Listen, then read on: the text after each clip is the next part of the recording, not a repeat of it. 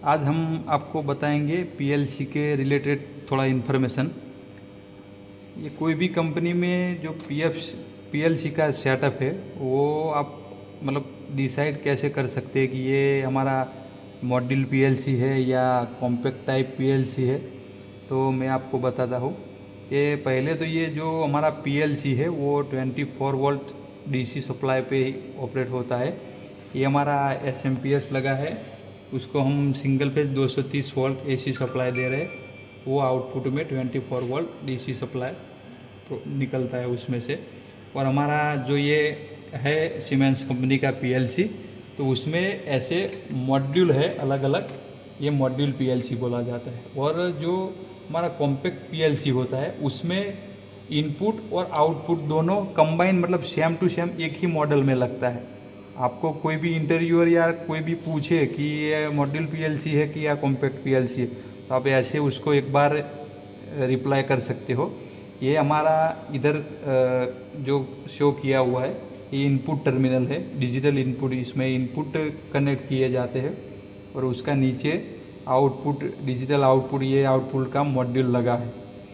तो इसमें ऐसे अलग अलग, इसमें 9 इनपुट कनेक्ट किए हुए हैं और उसके हिसाब से वो आउटपुट पे कनेक्ट किया है। तो दूसरा एक मेन बात, आप कोई इंटरव्यूअर आपको पूछे कि ये सोर्स टाइप वायरिंग किया हो या सिंक टाइप वायरिंग किया है, तो आप कैसे पता कर सकते हो। तो आप एक बार आपका जो पीएलसी सेटअप है उसमें जो फील्ड में लगी हुई जो सेंसर है वगैरह के हिसाब से वायरिंग किया हुआ होगा। आपका इधर समझ लो कि पॉजिटिव टर्मिनल शॉर्ट किया हुआ है और नेगेटिव टर्मिनल अलग अलग सप्लाई दिया हो, तो उसको आप सोर्स टाइप पीएलसी वायरिंग बोल सकते हो। और आपका पॉजिटिव शॉर्ट किया है और नेगेटिव का अलग अलग जो है तो उसको आप सिंक टाइम वायरिंग बोल सकते हो। तो आप ऐसे डिसाइड कर सकते हो। और किसी भी कोई आप पीएलसी से कोई मोटर रन करवाना चाहते हो या कोई दूसरा कोई सेंसर आप ऑपरेट करवाना चाहते हो, तो पीएलसी से सीधा उसको जोड़ नहीं सकते, क्योंकि उसके अंदर कोई 230 वोल्ट पे चलने वाली चीज़ या 440 एसी वोल्ट पे चलने वाली चीज़ है। उसमें शॉर्ट सर्किट होने की वजह से पीएलसी का पूरा वो पैनल को डैमेज कर सकती है, मतलब काफ़ी नुकसान हो सकता है। इसके लिए उसको बीच में एक रिले कार्ड होता है, वो रिले कार्ड के थ्रू आप उसको रन करवा सकते हो। मैं आपको एक बार वो भी दिखा देता हूँ। हमारा रिले कार्ड है, इधर पीएलसी से जो जो स्टार्ट स्टॉप का कमांड आता है वो इधर कनेक्ट किया हुआ है। और इधर ये बीच में रिले लगी है और इधर हम हमारा पैनल से जो भी सप्लाई आता है वो इधर 230 वोल्ट हो या कोई 24 वोल्ट डीसी पे सप्लाई मतलब चालू होने वाली चीज़ हो, तो हमारे पैनल से जो भी सप्लाई आता है वो इधर कॉमन टर्मिनल में लगता है। और जो एनो टर्मिनल है उधर से एक वायर ले जाके हम मोटर को या अपना स्टार्टर को दे सकते हैं, तो वो स्टार्ट कमांड के लिए यूज़ हो जाएगा।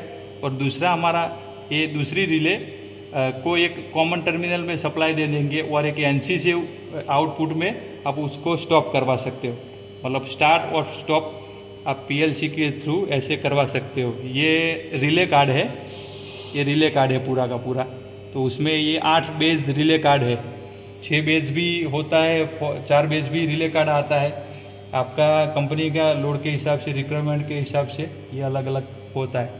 ये सारा डीसी रिले है 24, उसका कॉइल वोल्टेज है वो 24 वोल्ट है। उसको जैसे ही पीएलसी से कमांड मिलेगा 24 वोल्ट उसको मिलेगा, तुरंत एक्टिव होगा। और जो कॉमन टर्मिनल में सप्लाई आता है वो फिर एनओ से होके हमारा पैनल को मिलेगा।